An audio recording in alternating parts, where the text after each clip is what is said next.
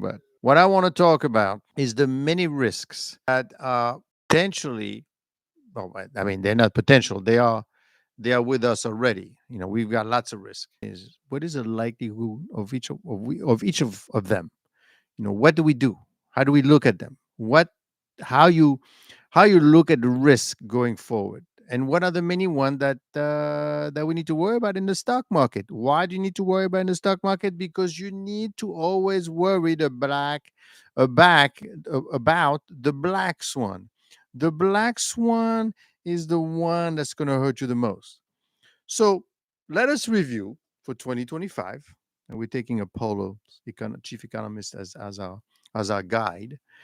In terms of what do we think is going to happen in 2025 and risk? And I'm going to tell you, I'm going to give you all 12 of them, and you're going to have a feel for exactly what they are and what I think about it based on my many years of experience and the way I've been following the stock market. Okay, so with no further ado, let us take a look at the 12 most important risks in the stock market. Okay. The first one, has to do with tariffs. Are we going to get tariffs? Well, 90% chance that you're going to get some tariffs.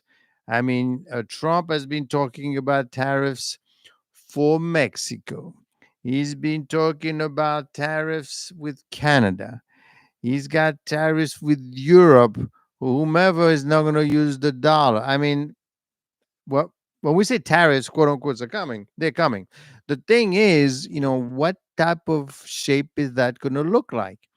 I mean, don't forget when you have a tariffs, what are you basically saying? Because don't forget,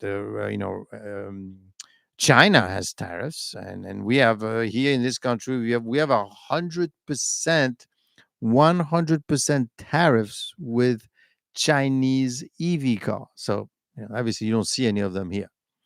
The point being is that we're going to have tariffs, and what does that mean? Well, essentially it means that you want if somebody from overseas wants to sell you their products cheaper than in the US, and you feel that it is unfair competition, then you give them tariffs.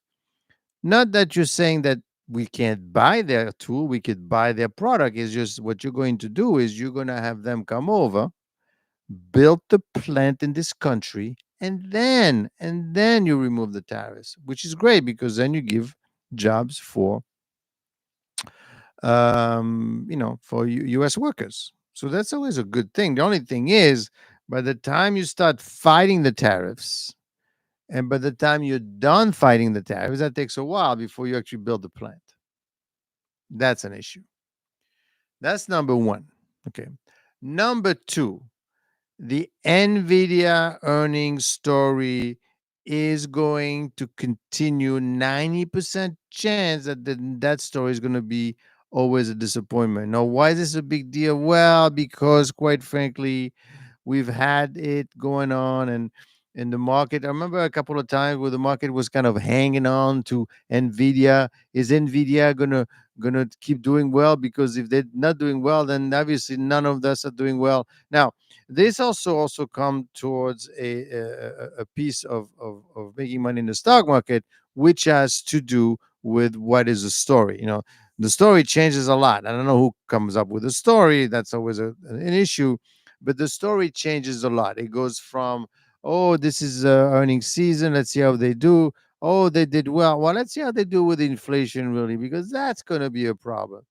Frankly, you never know. You never know what's going to happen. But in case the earnings comes back with the Nvidia, it's going to be disappointing because obviously the market is expecting more and more and more and more and more. It's not going to get it. So Nvidia earnings disappointment, inflated expectation, 90% chance that is going to happen again. Is this going to impact the stock market? Well, we shall see. We shall see, because the story is changing a lot. Right now, at the end of 2024, the story is really around, you guessed it, how many cuts we're going to have next year. I mean, I don't know if this is kind of a story that is.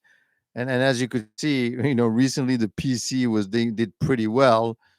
So we're probably going to have more cuts. I mean, at least two cuts because inflation seems to be under control, and the market has been going up after the 1,000 point drop in mid December. Now, U.S. economy reaccelerates and animal spirits come back. 85% probability. And if you look at my previous video that I did on the earnings, you will see that most earnings expectation in 2025 is a huge amount of growth, especially in the non magnificent seven. So the economy is coming back. It's going to grow even faster, technically, if you base yourself on earnings expectations. And you got to make money. And frankly, don't forget, lots of money in the stock market right now. A couple of trillions running around, no place to find a home. You're not going to go in Europe because that's pretty messy over there right now. So the money has to come here. Stocks are going to go up because the economy is going to go up. M&A and IPO activity rebounds 75%. Well, quite frankly, if I have earnings with small companies, well, we're not talking about the acquisition of Nvidia. I'm talking about acquisition of small companies. When you have small companies like GCT, great earnings per share with a P ratio of 7 or 6 for next year, and lots of money on the sideline, and rates that are going to go down, you can expect more M&A activities, fueling the idea, fueling the role of more activity with small caps. So that kinds of fits together. Number five, the Fed. What is the Fed going to do? Well, Fed raises interest rates in 2025. They have 40% chance that they raise rates. I don't think so. I mean, for them to raise rates in 2025, that means you have to be really, really concerned about inflation. And you have to not care about putting more people out of work. Do you think Trump is going to sit there and let it happen? I don't think so. Not that he can control what the Fed is going to do, but he certainly can make their life difficult. So, more likely than not, and that's why you're saying 40%. But that's the only reason we're saying 40%, frankly, is because of the tariffs. Because the tariffs technically is inflationary. Yes, but that's only if we have a tariff war. Maybe these people don't want to war with us, right? They want to negotiate with us, and maybe we don't have such a big tariff situation going on. So that could be pretty good. U.S. inflation accelerates in first quarter, driven higher by strong economic tariffs, restriction, immigration, seasonal 40%. Right, it's tied to that same number. That you know what, and this is where the story started shifting in the stock market because then we went from okay, fine, let's wait for the cut, and then he says, you know what? Maybe not four cuts, just two cuts. What? So we have an inflation problem? Well, the tariffs. He's been talking about tariffs. Not gonna happen. That's not where the risk is gonna come from. The risk, I will tell you, and it's my number six, is the fact that you need to worry about what Trump is going to do and not do because soon we're going in we are going in the new year with him as president. Now, there's no more talking. You have to start acting. You have to start doing. So the reality is going to sink in. Is he going to disappoint? 90% chance, probably. He's going to disappoint someone. Is he going to pick a fight with Elon Musk? Maybe. Is he going to pick? I mean, the tariffs. I mean, we even started talking about the Greenland for some reason. Okay. So he's all over the place here. I want this, I want that.